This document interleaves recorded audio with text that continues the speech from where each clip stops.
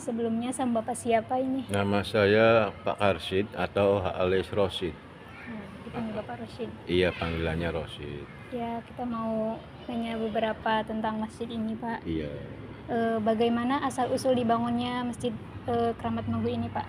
Dibangunnya di sini tuh ada 3 waliullah ya. Ya. Yang satu namanya Ki Buyut Atas Angin atau Said Abdullah beserta istrinya Nyai Saroh. Dan itu belum bikin masjid, masih pondasi. Dan masjid didirikan itu zaman Wali Songo setelah putranya yang bernama Arya Atas Angin, Syekh Arya Atas Angin barulah diangkat berdirinya masjid. Jadi sekitar tahun 15-an, 14 sampai 15 itu dibangun oleh Pangeran Arya Atas Angin itu, Syekh Arya Atas Angin. Iya. Dia sampai berdiri, dia sampai banyak zaman dulunya di sini mah pesantren, banyak yang ngaji. Cuman semakin datangnya Belanda, keturunan beliau itu ada yang dibunuh sama Belanda dan digantikan oleh putranya bernama Pangeran Arya Mertakuning bergelarkan Raden Kancil Emas. Jadi dialah yang meneruskan perjuangan dari beliau itu bernama Raden Kancil Emas atau Pangeran Arya Mertakuning. Di abad ke-17 beliau menghadapi peperangan Belanda. Itu alhamdulillah karena kekuasaan Allah beliau tidak kalah sama Belanda walaupun berjuang sendirian.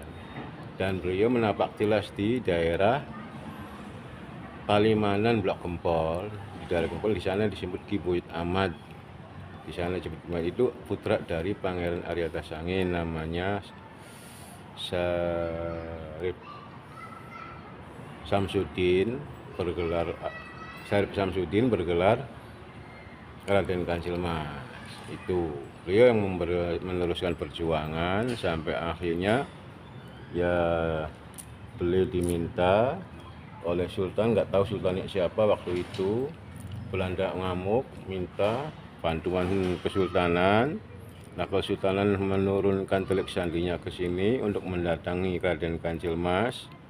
Untuk sementara Kancil Mas itu untuk dihilangkan dulu jejaknya, jangan sampai nongol. Karena Belanda ini minta bantuan Sultan dan Sultan mengatakan iya.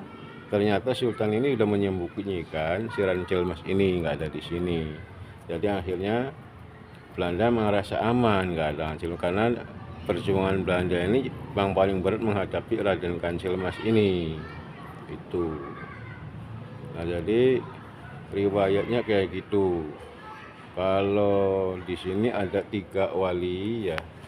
Pertama Ki Buyut Atas Angin beserta istrinya namanya Said Abdullah. Itu zaman dulu sebelum Wali Songo. Setelah Wali Songo bernama Pangeran Arya Atas Angin atau disebut Ki Gede Mogu.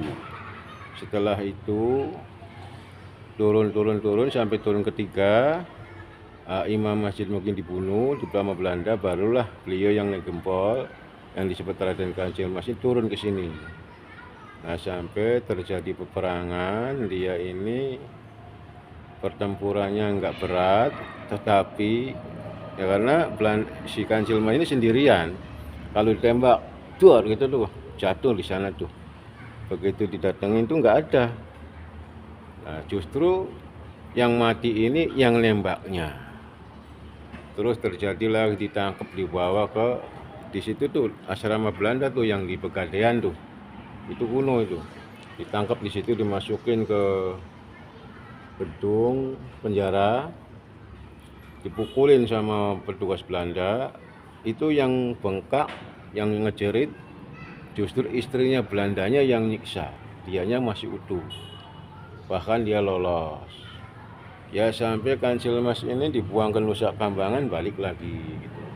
Nah, akhirnya lama otak liciknya Belanda ini minta kerjasama sama Kesultanan agar menangkap Kancil Mas.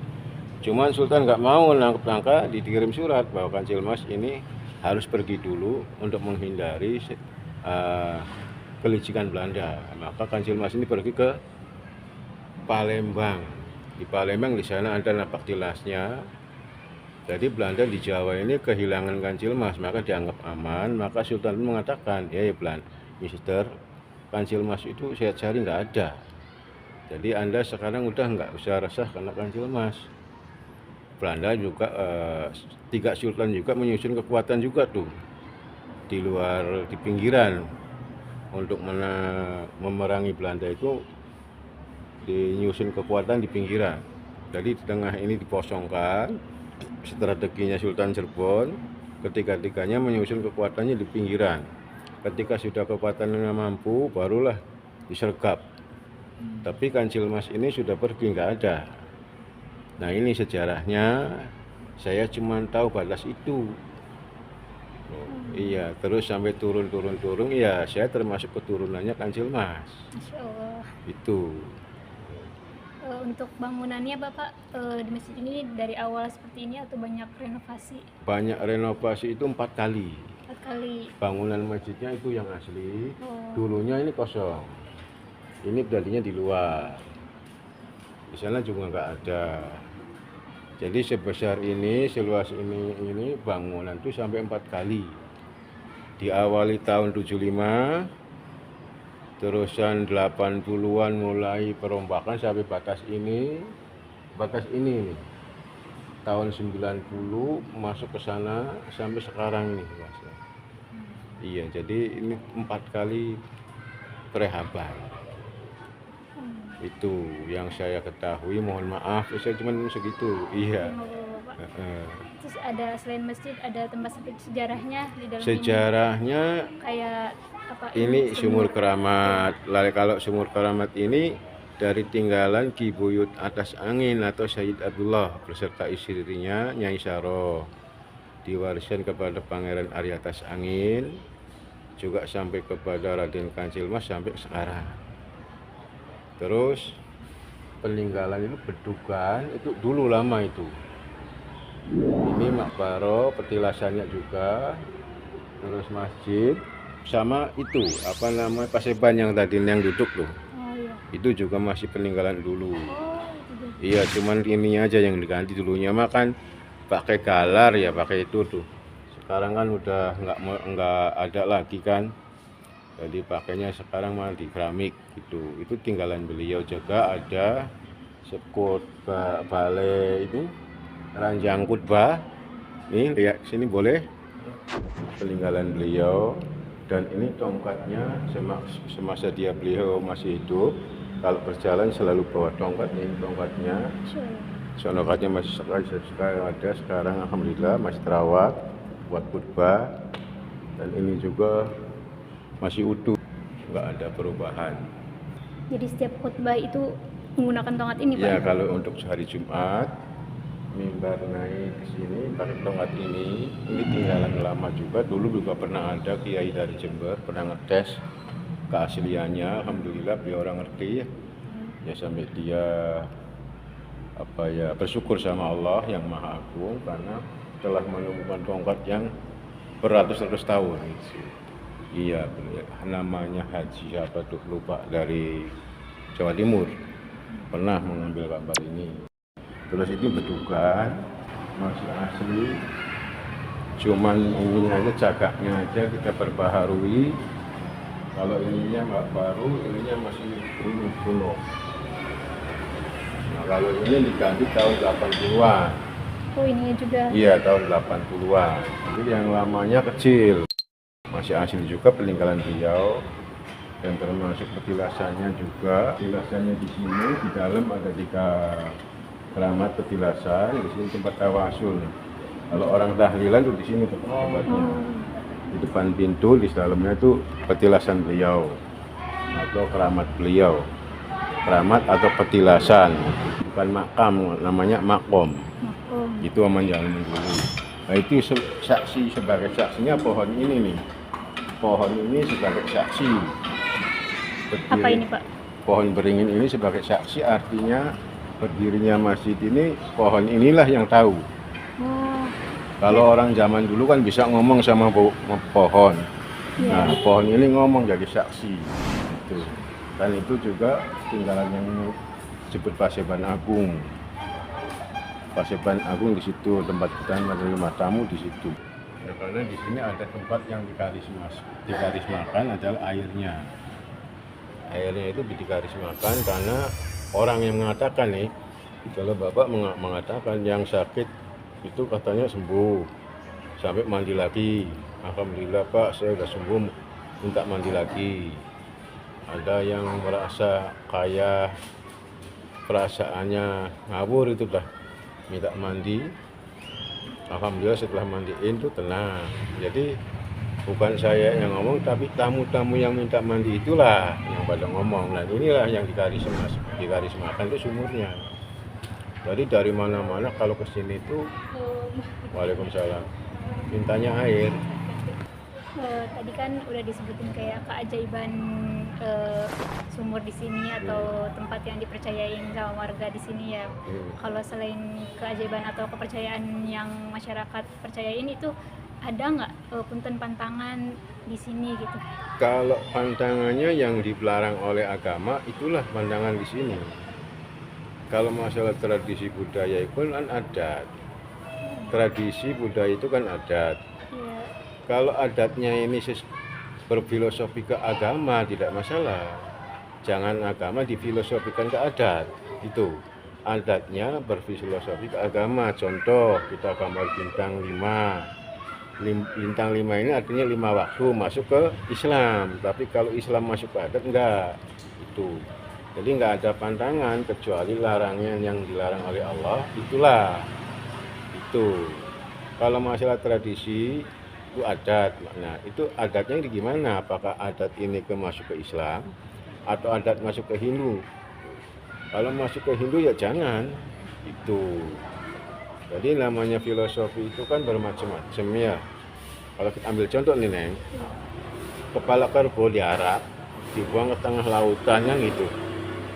Kalau mungkin dalam bahasanya orang di luar NU kan mubazir. Tapi berfilosofi ke agama. Orang Islam ini jangan bodoh kayak kebo. Kebodohan itu kan sumber di akal.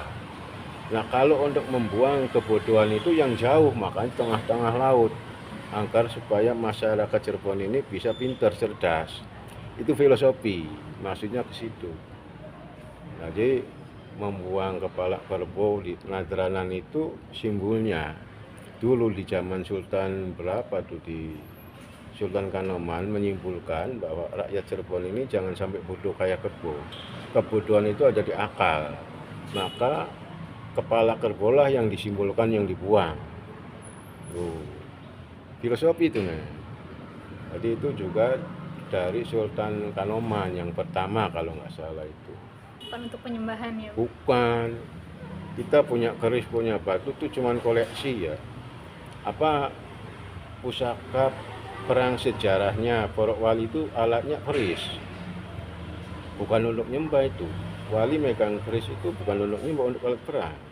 Seperti di Arab pedang, di sini keris. Nah kita selaku generasi penerus untuk mengenang peperangannya para wali, maka kita pegang itu. Tapi menyembah, memohon sama Allah. Itu sebagai koleksi. Contoh keris ini pernah menghadapi Raja Galuh. Nah saya mengenang ini tuh pernah memenangkan perang dengan para alat ini, dipegang oleh wali ini gitu. Jadi nggak ada lain. Nggak tahu kalau paranormal, bukan, saya nggak tahu tuh. Kalau saya sendiri nggak situ. Saya cuma tahu keris ini dulunya dipegang oleh wali ini dan berperang menghadapi Raja Galuh, dan inilah pusakanya yang mengejar pasukan Raja Galuh. Jadi itulah. Itu sementara ya kita segitu dulu lah. Ya, boleh satu lagi. Apa pesan Bapak atau harapan Bapak terhadap masyarakat sekitar, juga pemerintah setempat terhadap masjid ini? Ya kalau harapan saya, ini kan bagian kebudayaan ya, tolonglah tinjau kebudayaan, turun ke sini. Nah, terus untuk pemerintah mohon memantau juga untuk perawatannya juga dari pihak keraton. Saya mohon banget, dan masyarakat ya untuk minta untuk kerjasama untuk mempertahankan adat tradisi dan budaya Islam yang digawa oleh para waliullah. Itu aja. Ya makasih. Iya Bapak, makasih banget Iya, waktunya. sama-sama.